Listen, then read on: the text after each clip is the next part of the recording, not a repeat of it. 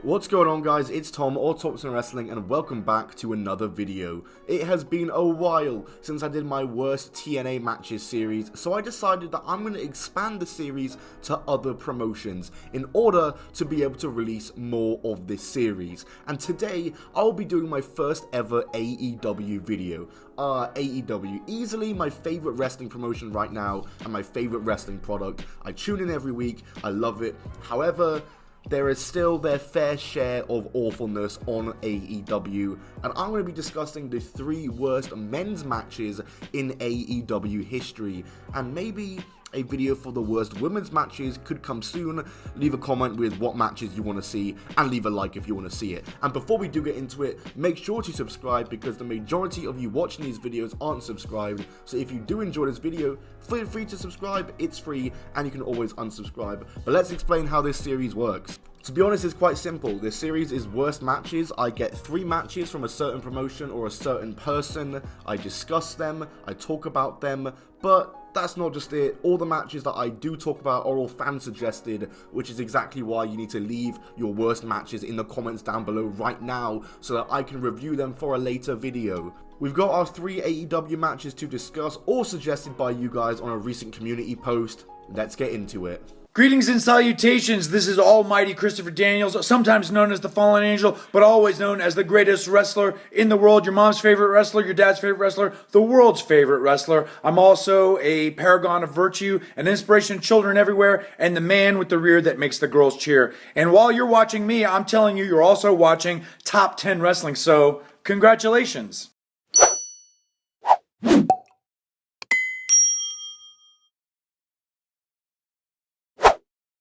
Let's talk about the first and most recent match, Matt Hardy versus Sammy Guevara from AEW All Out 2020. A match that pretty much killed the show that it was on. Now, I had never actually watched this match until this video. I had been given no reason to, and kind of wanted to avoid it at all costs after everything I've heard about it. But here goes. The match starts and there's no entrances as we're starting at the football field, and Hardy is calling for Guevara to turn up, and he does, in a golf cart, and the bell rings. Guevara chases Hardy down in an act of revenge from when Hardy did it to him, and he tries to hit him, but he misses, and the two start brawling backstage. Hardy hits a DDT on a table for the first mad bump of the match. Then Hardy and Guevara get on a cherry picker, I don't know what it's called, and Hardy looks to side effect Guevara off the cherry picker onto the table below, but Guevara is able to get out of it and spears him through the table, and oh my god, Hardy hit his head on the concrete. Oh my god, end this match right now. Hardy is clearly out and clearly concussed, and then Aubrey starts counting. Now, because it's a last man standing match, and Hardy is supposed to win this match, Hardy has to get back up, and the match continues, because this was not the planned finish, obviously, and from here the match is just so hard to watch. Matt Hardy is quite literally being dragged. He can barely move. He is completely out of it. The Doc finally makes it, and Aubrey throws up the X, and the bell rings, and the match stops as Guevara is carried away. And thank God they're not continuing with the match. Good decision there from AEW. Good stuff. But so I saw like people really making it out like this match went on for ages after, but if this was it, then it really wasn't that bad. Oh wait, the match continues. Yeah, the match continues. Despite the bell ringing, Matt Hardy gets up and starts walking towards the ringside area where Sammy Guevara is situated, and it seems the commentary and production team also have no idea whether it was continuing or not. Sammy goes to climb a pylon, and Hardy follows him and punches him off, and he crashes through the stage. Aubrey counts to 10, and it's over. To be honest, it was a decent match. It completely was. Like, I'm going to say that right now. The action was decent. However, it shouldn't have continued, and that's exactly why it's on this list. Hardy was clearly concussed. In the moments after he was concussed, he was literally being dragged, and that should be a good enough indication to not continue with this match. Even though it didn't continue on for like way longer, it should have stopped the second the doctor arrived. Like, that is when to stop the match. Like, when they rang the bell and Sam Guevara was pulled away, that was the perfect time to stop it. You could have made a story out of that, continued the feud out of that, but they had to keep it going, and just not good from AEW here. And for our next match, we're going to Double or Nothing 2020, a fantastic show, probably my favourite AEW pay-per-view of all time, and my favourite pay-per-view of that year. But it wasn't perfect, and that's mainly because of one match. It's Shawn Spears versus Dustin Rhodes, a match that was not advertised in advance for the show. I'm interested to see how this one goes. But I know a lot of people aren't huge on Shawn Spears and AEW, however, I'm probably one of the few that really like him. And up until this point, his AEW run had been a bit of a dud. He was only used on Dark, wasn't involved in anything high profile, and his run just didn't match the hype that he had when he exited the WWE. And oh boy, this match did not help that in the slightest. So Spears comes out in full suit and not gear, and even though he has a match, he gets on the mic and says, "Wow, I look good in the suit. Where's Dustin Rhodes? He's at home washing his tights." And then Dustin's music hits immediately. But nobody comes out because Shawn Spears has absolutely bamboozled us. Wow, this was almost as good as a moment when Shawn Michaels did it with Bret Hart. Nearly as good, because this was so good. But Spears tells Aubrey to start the match and start the count, which she does, but then Dustin's music hits again, but out comes Brandy. What are we getting Brandy versus Shawn Spears now? But then from behind, it's Dustin! Rhodes begins to undress Spears and just embarrass him. Spears does get some offense in and tries to use his belt buckle as brass knuckles, but Dustin takes him down and then takes off his trousers, so now he only has boxers and socks. And then he spanks him and then continues his offense.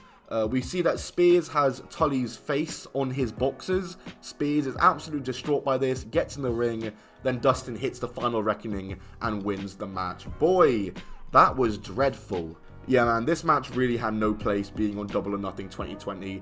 I loved that show, like I said, from top to bottom. Even like matches like Penelope Ford versus Chris Statlander, which weren't these incredible matches, they were still decent matches, and they were there for a reason at least, whereas this match had no reason to happen, wasn't advertised in advance. I don't believe they had a storyline going on. Correct me if I'm wrong, I could be wrong on that.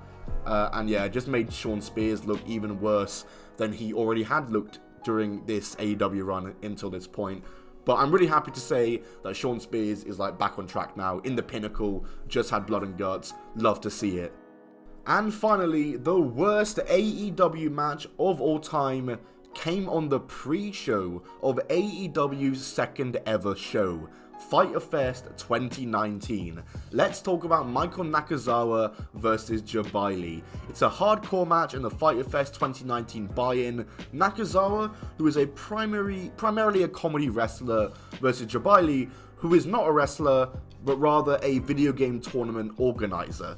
Jabali comes out to one of the worst theme songs I've ever heard, but actually gets a good pop from the crowd, and even has pyro. Nakazawa on the mic calls Jabali Mr. Cripple, and talks about their last match last year, because yes, they faced before, and talks about Evo, who are another fighting game tournament, and says that they're better than CEO, who is Jabali's fighting game tournament. Ooh, burn. And then Nakazawa targets the left leg that Jabali recovered an injury from, apparently.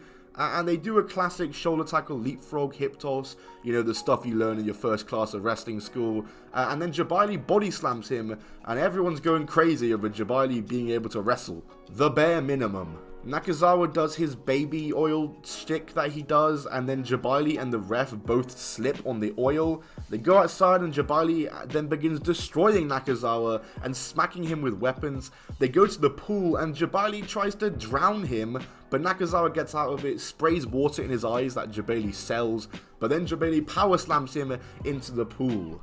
They get into the ring and fight some more, then they both go through a table. Okay, you know what? That was cool. Nakazawa then starts punishing him with a kendo stick. They fight some more, and this match is kind of dragging now. It's to the point where I see Jabali making a comeback, and I kind of just groan because this should be over by now.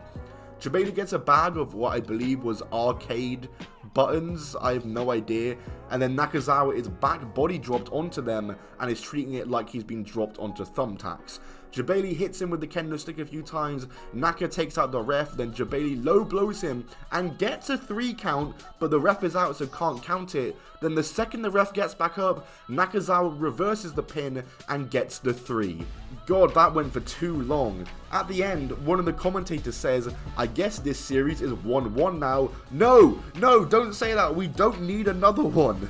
There were some okay moments, but overall this really had no place on AEW's second ever show. I thought Jabali as a non-wrestler had a decent showing, went through a table, did some cool stuff there, but compared to other celebrity matches, it wasn't amazing. And if you're going to have him go on for this long, he needs to be a little better. Like, you know, you look at Stephen Amell, he had limited involvement in the tag match he had, and even he was very good. Like, Bad Bunny, his match went on a while, but he proved that it could go on a while because he had a great showing. But Jabali, he was okay, not bad. I'm not going to slate him, he's a non-wrestler like I said. The match just went on too long, and for AEW's second ever show, very risky to do this match because it could have turned away a lot of people. Even Dave Meltzer hated this match, and Dave Meltzer bloody loves AEW, so that says a lot. Anyway, boys, that's it for this video. I don't know why I said that. Anyway, boys, there might be some girls watching. Hello. I don't know why I just said that either. Thanks for watching. Like and subscribe. Follow me on Twitter, Instagram, Patreon, podcast, all linked down below in the description. Leave a like, comment, subscribe, notifications on. I'll see you all soon. Goodbye, and keep on rolling.